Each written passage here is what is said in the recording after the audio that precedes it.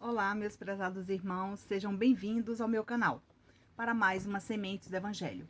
Como vocês estão acompanhando as nossas Sementes do Evangelho, eu estou fazendo análise de cartas, justamente as cartas de Natal. Essas cartas de Natal, de vez em quando eu faço essa análise para mostrar para vocês, né, a riqueza de detalhes que nos incentivam a leitura dessas cartas ali, para que vocês possam, no momento que receberem essas cartas aí, leiam, releiam cada parágrafo, veja a quantidade de detalhes que o seu ente querido conseguiu colocar, né, em cada entrelinha. Então, isso é importante para que você possa entender que às vezes você recebe um recado, e o recado, ele vem também recheado de detalhes. A carta também, mas qualquer um que você receber, vale a pena, agradeça a Deus, porque nem sempre o Espírito consegue, né, fazer aquilo que você gostaria e nem o que ele também gostaria, tá? Às vezes não está preparado, às vezes ambas as partes precisam de passar por uma preparação longa, e ao longo do tempo a gente vai aqui, né, lendo essas cartas. Então vamos elevar nosso pensamento a Deus, vamos pedir proteção aos mensageiros de luz, convidar os espíritos amigos para estar conosco nesse dia abençoado, para que possa transmitir essas irradiações de amor, as energias salutares, para que esse evangelho penetre em seu lar, né? Como esse farol de luz a iluminar todo o seu ambiente. E que assim seja. O evangelho de hoje, amar ao próximo como a si mesmo, capítulo 11, tá? Vamos falar um pouco sobre o item 8, a lei de amor. Por que a lei de amor? Porque a lei de amor, justiça e caridade, ela está inserida também nas cartas. Quando a gente lê as cartas, quando a gente interpreta a carta, você vai encontrar ali um manancial de amor dentro daquelas cartas, onde o seu ente querido teve a oportunidade de escrever para você, tá? No Evangelho segundo o Espiritismo, ele começa trazendo no item 8, né? O amor é o sentimento que, acima de tudo, resume de forma completa a doutrina de Jesus. E os sentimentos são os instintos que se elevam de acordo com o progresso realizado. Então, à medida que você vai aqui na Terra crescendo, evoluindo, você vai passando por uma nova transformação.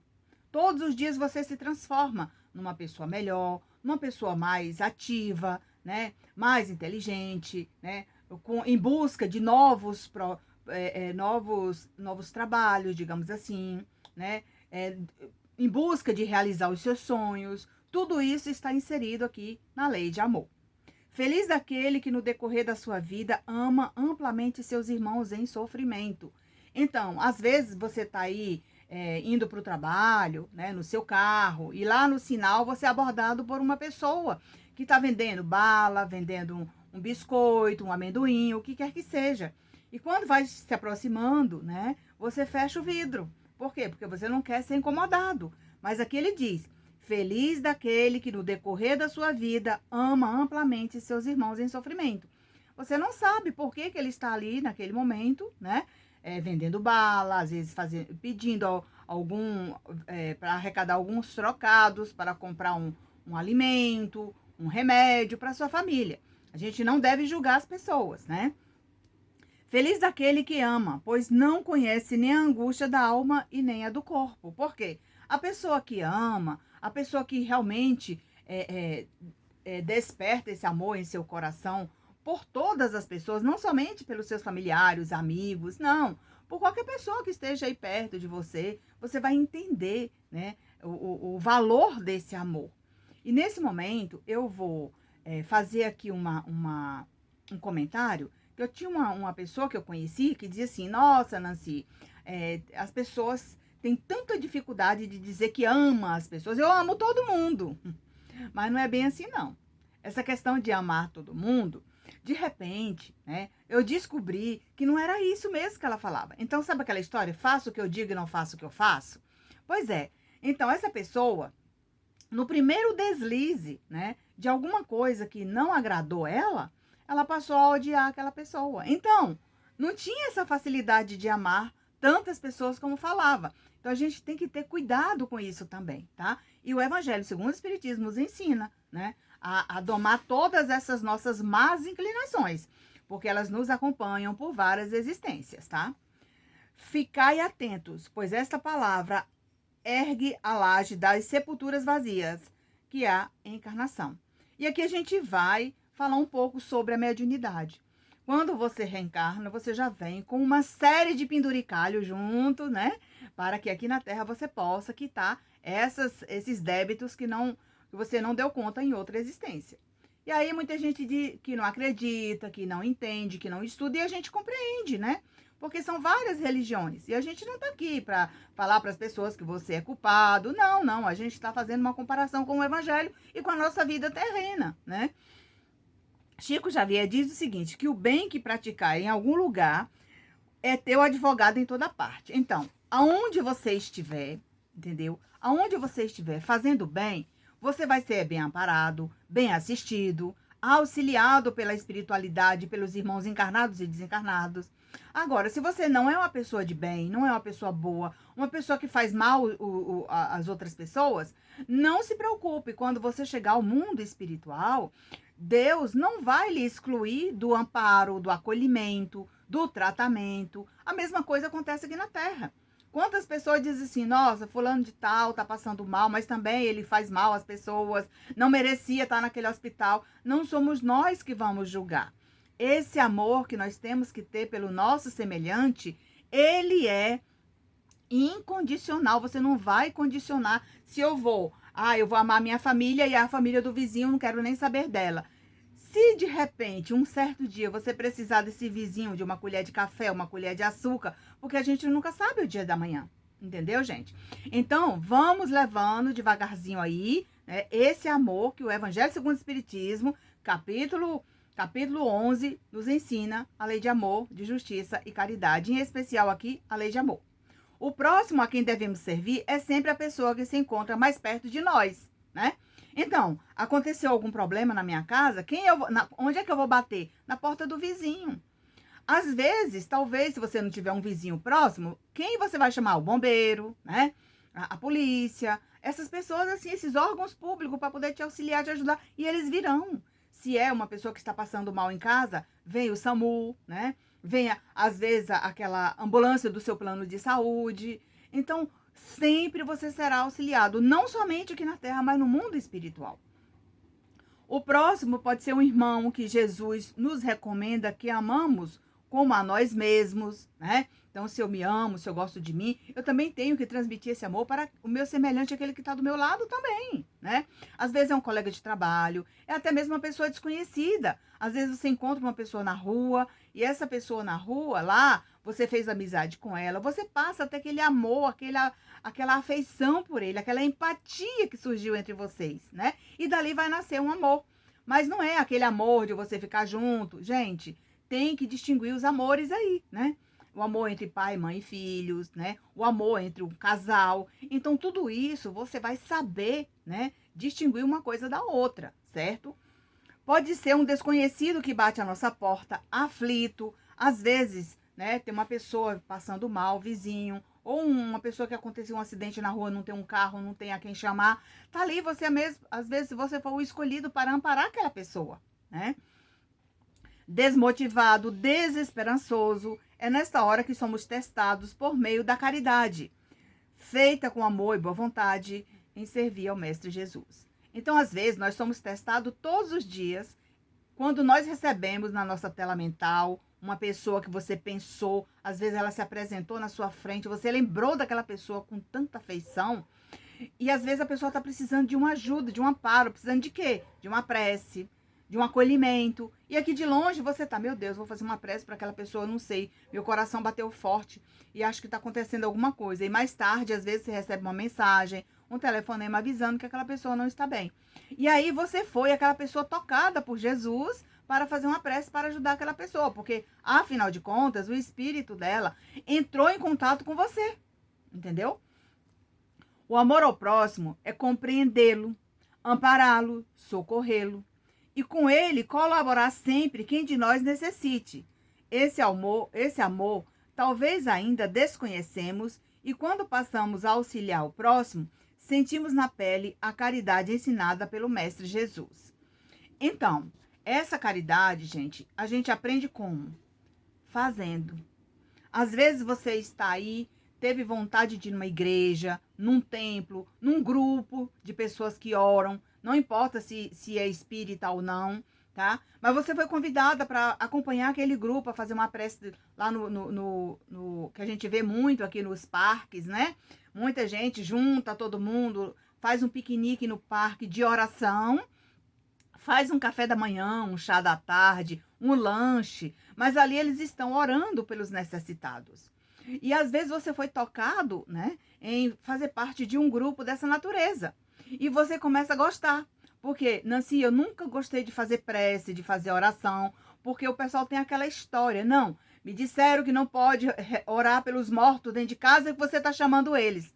Não tem problema nenhum, meus irmãos. Quem desencarna é um espírito eterno e ele vai lhe visitar, ele vai vir na sua casa, ele vai vir sempre. Fazendo a prece ou não, você vai sentir a presença dele. Só que tem uma coisa, quando você entende essa questão da prece, da oração pelo seu ente querido, você começa a sentir as impressões através da sua sensibilidade em fazer aquela prece para o seu familiar que precisa.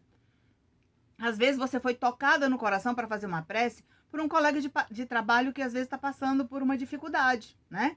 Às vezes ali ele saiu de casa de manhã cedo, não deu tempo de tomar café e naquele momento ele não tinha dinheiro para poder tomar um café e não estava se sentindo bem.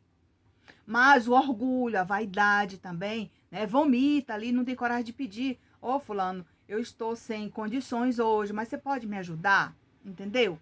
Então, nós somos orgulhosos mesmo. Nós temos essa dificuldade de depender de outras pessoas.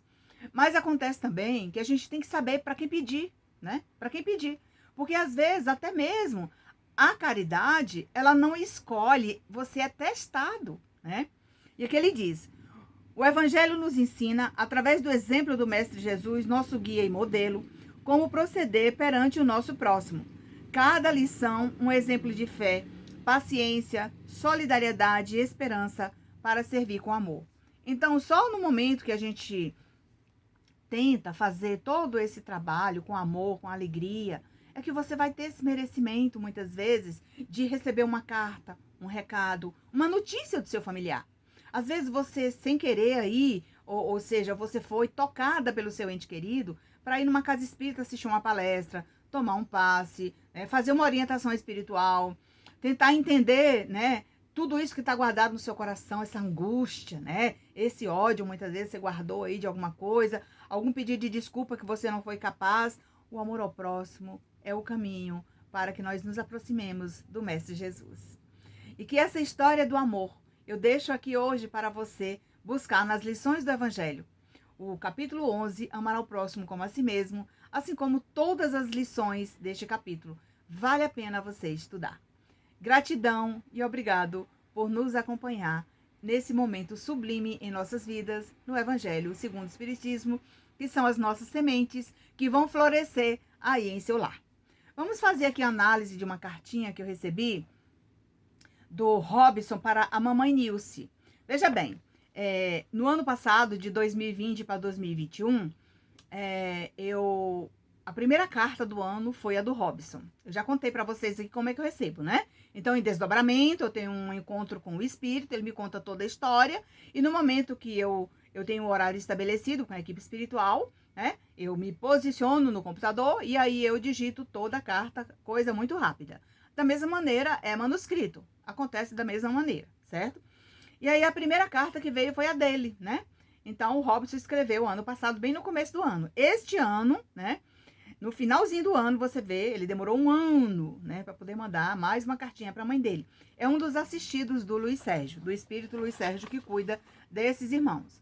O Robson, ele desencarnou por meio do suicídio, né?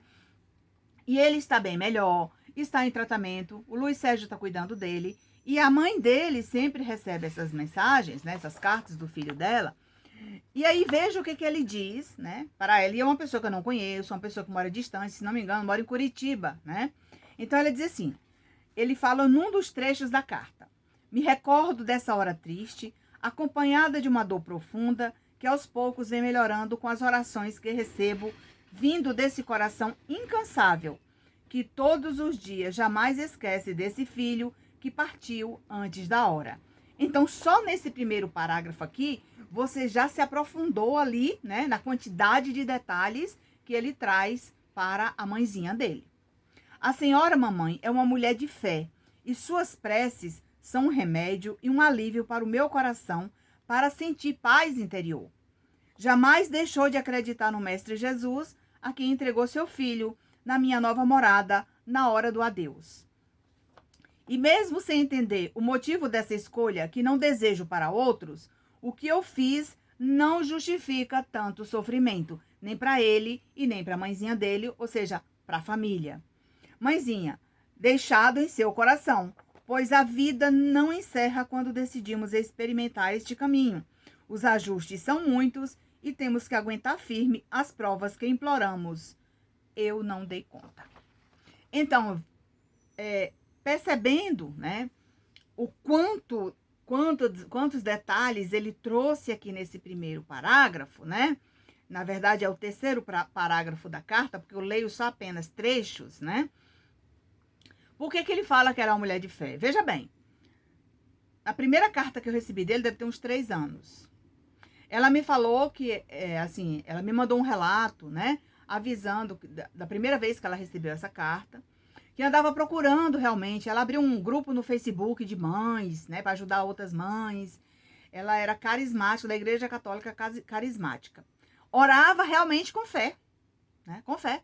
Ela orava todos os dias para que ele encontrasse um bom lugar, para que ele fosse amparado, para que ele fosse acolhido. Depois ela foi para o espiritismo, conhecer a doutrina espírita em busca de carta do seu filho. Veja bem a trajetória dela.